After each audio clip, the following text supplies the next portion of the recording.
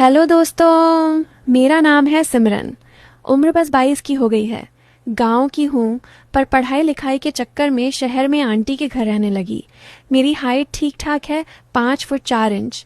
पर जो चीज़ लोग सबसे पहले नोटिस करते हैं वो है मेरी कमर का घुमाव और वो हल्की हल्की मुस्कान जो मैं बिना सोचे चेहरे पर ला लेती हूँ।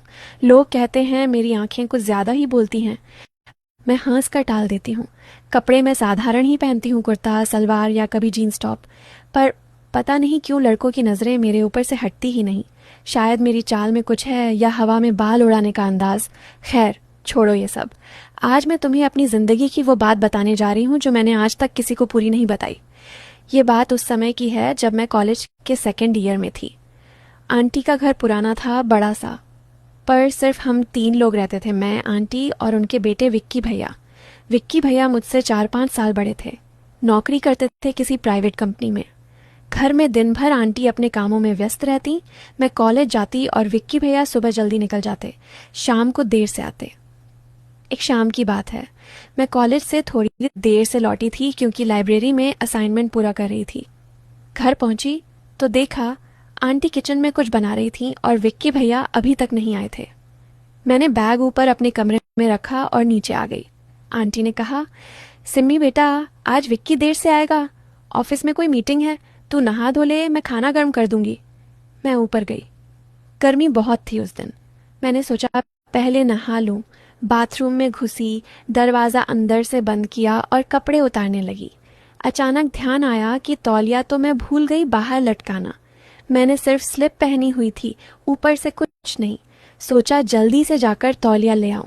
दरवाज़ा खोला तो सामने विक्की भैया खड़े थे। शायद वो भी अभी अभी आए थे और अपना कमरा बदलने आए थे। हम दोनों एकदम से रुक गए। मेरी स्लिप थोड़ी पतली थी, गीले बालों से पानी टपक रहा था चेहरे पर। विक्की भैया की नज़र एक पल को मेरे कंधों पर ठिठकी, फिर जल्दी से नीचे देख लिया। सॉरी सिम्मी, मुझे नहीं पता था तू। वो हकलाए। मैंने हंसकर कहा, कोई बात नहीं भैया, मैं ही भूल गई तौलिया। आप अपना कमरा बदल लीजिए, मैं 2 मिनट में। और मैं तौलिया लेकर फिर बाथरूम में घुस गई। दिल थोड़ा तेज धड़क रहा था, पता नहीं क्यों। शायद पहली बार किसी लड़के के सामने ऐसे खड़ी हुई थी। नहाकर नीचे आई तो विक्की भैया सोफे पर बैठे मोबाइल देख रहे थे। मैंने साधारण कुर्ता सलवार पहना था, पर गले में थोड़ा गहरा कट था। मैं उनके पास बैठ गई। आंटी अभी किचन में थी। भैया, आज मीटिंग कैसी रही? मैंने बात शुरू की। बस वैसी ही। बॉस ने सबको लंबा लेक्चर दिया। वो बोले और मेरी तरफ देखा, थोड़ा मुस्कुराए। तू कॉलेज में क्या कर रही थी इतनी देर?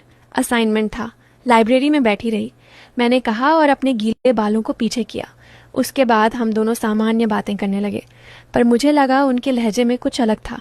वो मेरी हर बात पर थोड़ा ज़्यादा ध्यान दे रहे थे, मेरी हंसी पर ज़्यादा देर तक मुस्कुरा रहे थे। मैं भी मज़े ले रही थी। पहली बार किसी लड़के से ऐसे खुलकर बात कर रही थी। रात का खाना हम तीनों ने साथ खाया। आंटी जल्दी सोने चली गई क्योंकि उन्हें सुबह मंदिर जाना था। मैं और विक्की भैया हॉल में बैठे टीवी देख रहे थे। एक पुरानी फिल्म लगी हुई थी। उसमें हीरो हीरोइन जंगल में फंस जाते हैं और एक छोटी सी झोपड़ी में रात बिताते हैं। मैंने सोचा कुछ बोलूं। भैया, ये हीरोइन कितनी बेवकूफ़ है ना, अकेले जंगल में चली गई। विक्की भैया हंसे। हाँ, पर हीरो तो स्मार्ट है, मौका मिल गया उसे। मैंने बनावटी गुस्सा किया। कैसा मौका? अरे वही, अकेले रहने का। वो मजाक में बोले। मैंने तकिया उठाकर उन्हें मारा। आप भी ना भैया, बिल्कुल गलत सोचते हैं। पर अंदर से मुझे मज़ा आ रहा था। उनकी बातों में वो मसाला था जो लड़कियां सुनना पसंद करती हैं, पर मानती नहीं। हम देर तक बैठे रहे।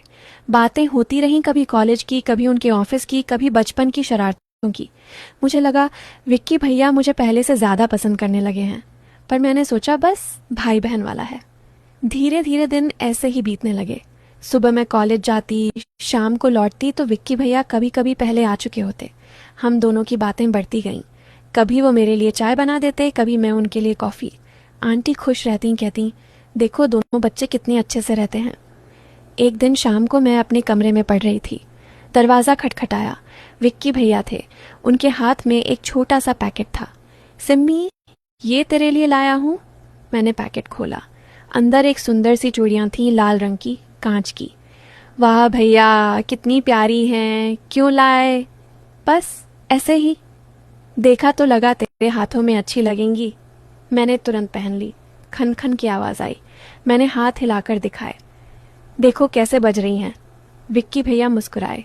उनकी नज़र मेरे हाथों से होते हुए चेहरे पर आई। बहुत सूट कर रही हैं। उस रात मैं सो नहीं पाई। चूड़ियाँ हाथ में पहने पहने लेटी रही। सोचती रही कि विक्की भैया मुझे सच में बहन जैसा मानते हैं या कुछ और। पर मैंने खुद को समझाया, अरे वो तो बड़े भाई जैसे हैं, ज़्यादा मत सोच। फिर दिन ऐसे ही चलते रहे। हमारी बातें गहरी होती गईं। वो मुझे अपनी ऑफिस की गॉसिप बताते, मैं उन्हें कॉलेज की। कभी कभी रात को देर तक बात करते। एक रात बहुत देर हो गई थी। आंटी सो चुकी थी। हम हॉल में बैठे थे।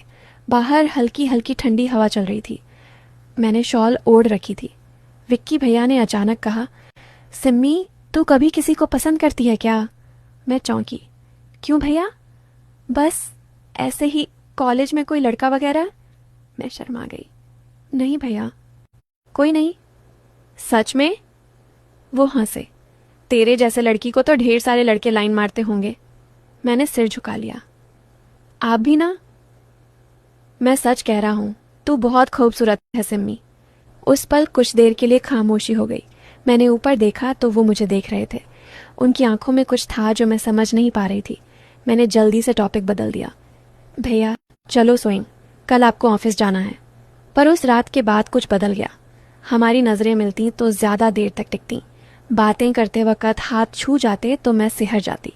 मैं समझ नहीं पा रही थी कि ये क्या हो रहा है। एक तरफ मुझे डर लगता था, दूसरी तरफ मज़ा भी आ रहा था। धीरे धीरे विक्की भैया मेरे और करीब आने लगे। कभी मेरे बाल ठीक कर देते, कभी मेरे कंधे पर हाथ रखकर कुछ बताते। मैं रोकती नहीं थी, मुझे अच्छा लगता था, पर मैंने कभी कुछ गलत नहीं होने दिया। बस वो हल्की हल्की छुआन, वो नज़रें, वो मुस्कान। एक दिन आंटी को उनके मायके जाना पड़ा, 3-4 दिन के लिए। घर में सिर्फ मैं और विक्की भैया। पहली शाम थोड़ी अजीब लगी।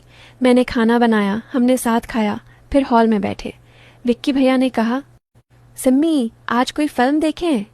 मैंने हाँ कह दिया। हमने एक रोमांटिक फिल्म लगाई। फिल्म में काफ़ी सीन थे। मैं थोड़ी असहज हो रही थी। विक्की भैया पास बैठे थे। अचानक उन्होंने मेरे हाथ पर अपना हाथ रख दिया। मैंने हाथ नहीं हटाया। फिल्म खत्म हुई। लाइट्स बंद थीं, सिर्फ टीवी की रोशनी थी। विक्की भैया ने धीरे से कहा, सिम्मी, मैं तुझसे कुछ कहना चाहता हूँ। मेरा दिल जोरों से धड़कने लगा। मैं चुप रही। मुझे लगता है मैं तुझसे। वो रुके। मैंने सांस रोकी। सिम्मी, तू मेरी प्यारी बहन है।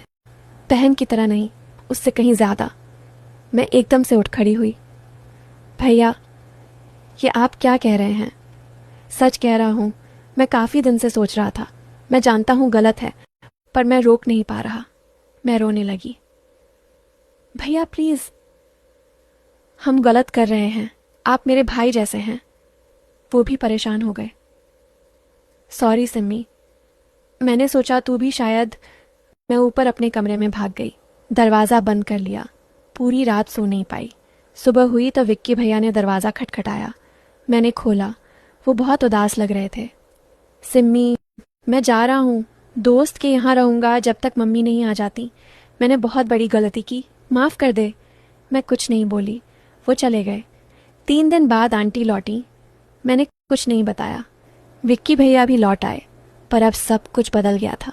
हम एक दूसरे से नज़रें मिलाने से बचते। बात कम हो गई। मैं कॉलेज में व्यस्त रहने लगी। विक्की भैया भी ऑफिस में ज़्यादा समय बिताने लगे। कुछ महीने बाद मुझे एक अच्छी जॉब मिल गई। मैं दूसरे शहर चली गई। विक्की भैया से कभी कभी फ़ोन पर बात होती, अब सिर्फ औपचारिक। आज जब मैं पीछे मुड़कर देखती हूँ तो समझ आता है कि वो पल कितने नाजुक थे। एक गलत कदम और ज़िंदगी बर्बाद हो जाती, पर हम दोनों ने संभाल लिया। विक्की भैया आज शादीशुदा हैं। उनकी पत्नी बहुत अच्छी है। मैं भी अपनी ज़िंदगी में खुश हूँ। कभी कभी वो पुराने दिन याद आते हैं तो मुस्कुराती हूँ। वो चूड़ियाँ आज भी मेरे पास हैं, कभी कभी पहन लेती हूँ। खन खन की आवाज़ सुनकर लगता है ज़िंदगी कितनी अजीब है। थोड़ा सा डर और अंत में सिर्फ सबक। बस यही थी मेरी कहानी। जो समझे वो समझ गए, जो नहीं समझे उनके लिए शायद अगली बार कुछ और सुनाऊंगी। अब तुम बताओ, तुम्हें कैसी लगी?